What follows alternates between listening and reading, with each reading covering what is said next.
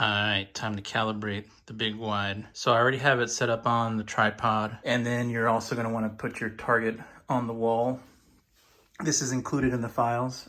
So you want the center to be at mouth level, and the reason for that is because when you're looking at it through your eyepiece, your eye's going to be up here somewhere, so you want that to be centered to your film. It doesn't have to be absolutely perfect, because there's a lot of forgiveness in the shooting settings that you're going to be at when you're doing these portraits. So, you know, keep that in mind too. You don't have to be absolutely perfect, but if you wanted to laser the whole thing and make sure that it's all properly aligned and centered, then definitely do that. Once I've added that, or you've added that at home, you're going to want to move around your camera on the tripod until everything is perfectly centered in your frame there. Let's verify. It seems about centered, yeah, side to side. Okay, cool. That's what those corner lines are for, so you can kind of guesstimate there. So next thing that we want to do is make sure that everything is nice and locked in on the tripod, because we're going to be messing with the top part here and the bottom part there. Okay, first I'm going to show you what's going to be going on the front of the camera. I already have my frames in, but you probably don't want them in there yet. I'll see how much of a pain in the butt it is right now, but you probably don't want them in there to make it easier when you're sticking your finger in there to move that mirror. And I'm using a wipey cloth to put on my fingers so that I don't smudge the mirrors. But you pay attention to the mirrors. This is the relative position that you want them in, at an angle with the bottom towed towards the subject. And then those little markers on top, those rectangles on the pivot discs. There's a tool that you can use that I have not perfected yet. So that's one of the things for open source. If you could please, somebody figure out a better way to adjust these. It's darker down here, so you can't quite see that one, but it's angled in the same direction. Cool. All right, so now we're gonna go to the back to where we were. You're gonna wanna continuously check that you're still centered, because you're gonna be moving a whole lot. So the way the calibration works is this top part is what controls your framing, your vertical lines, right? Are you straight or are you not? I took off the eyepiece for the sake of this video, but when you have your eyepiece on there, the image is going to be a lot more clear. At least you're going to know what you need to change if some of those proportions aren't matching up to your image. But at least from what I can see with this frame, I might need to widen the bit, or it may be close. Off of the phone, I'll check that out for myself. But that's what you would do at this step, is start taking your notes. Do you need to increase the frame? And you can also do that throughout. You can do that at the end too. You don't have to necessarily do that right now. That's all up to you. But anyway, that's what this does, is this changes the vertical lines of your subject. So you're gonna want to first align that to that. And I'm gonna pretend that I did that. Once your image is somewhat aligned to, at least vertically, where you want it to be, there is a set screw back here that you just tighten up a little bit, or tighten it up a lot if you wanted to. Or at this point, this part is actually ready, so you can, you know, glue it in place, or make a mark so that later on you can take it apart and glue it back in place. Because I recommend you really do that, just so you don't have to worry about it falling out of alignment later on. Especially if you're going to dedicate one lens to this body, which in most cases I think that's what's going to happen. It's not going to be an interchangeable lens affair. All right, I hit the lights because it was getting too dark in here, but I made my pencil marks there so I can align it, lock it down later, and glue it properly. And you might want to do that too.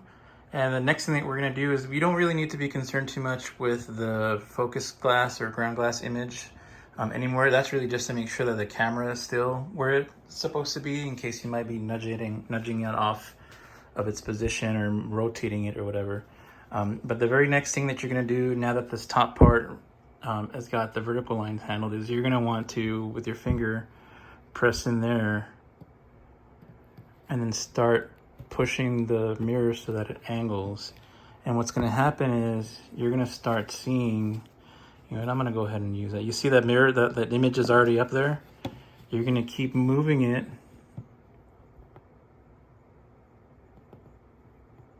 You see, until it's kind of centered.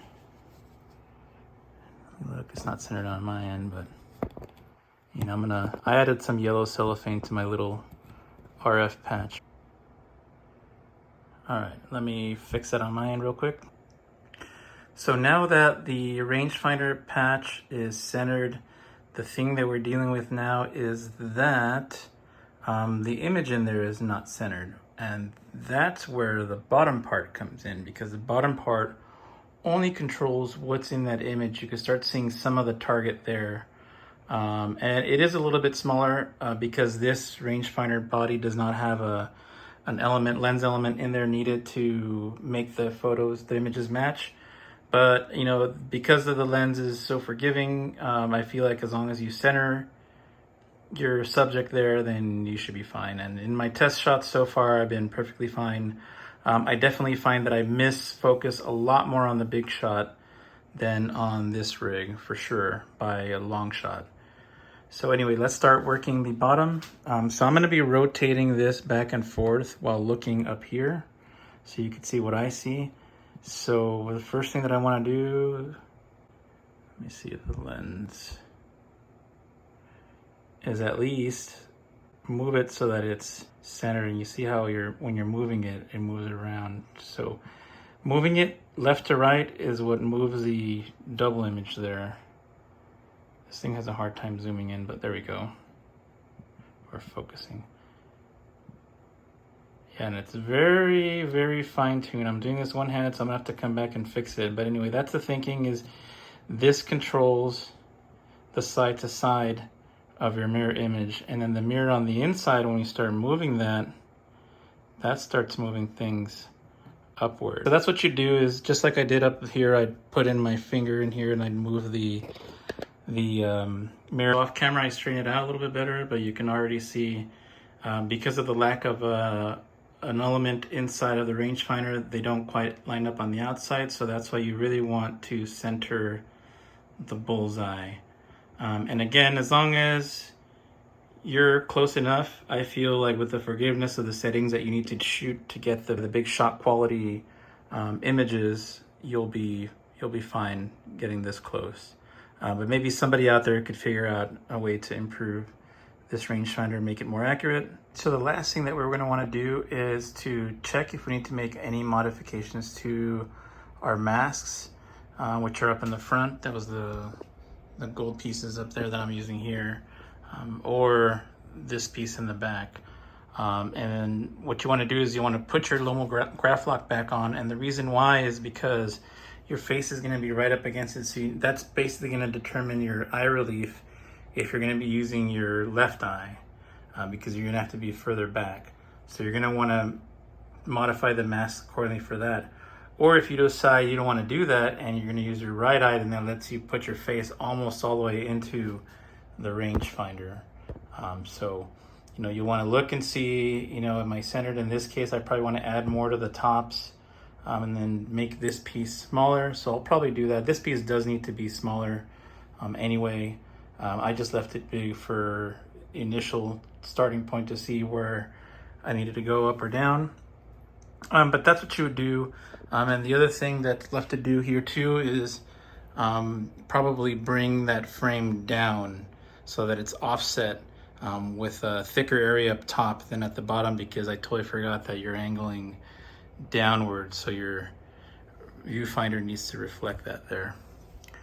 But anyway, that's it. And you could just modify the one file, or the one file does both, and then just flip it around for when you install it down here. And truth be told, it's just decorative down here because the only image that's coming out of here is that small little square. So dimensions down here at the bottom part don't matter whatsoever. Mirror, you could use a smaller mirror there. If you ended up cutting up something that came out too small, then you can go put that one down here, because you just need an image size big enough for that little yellow square there.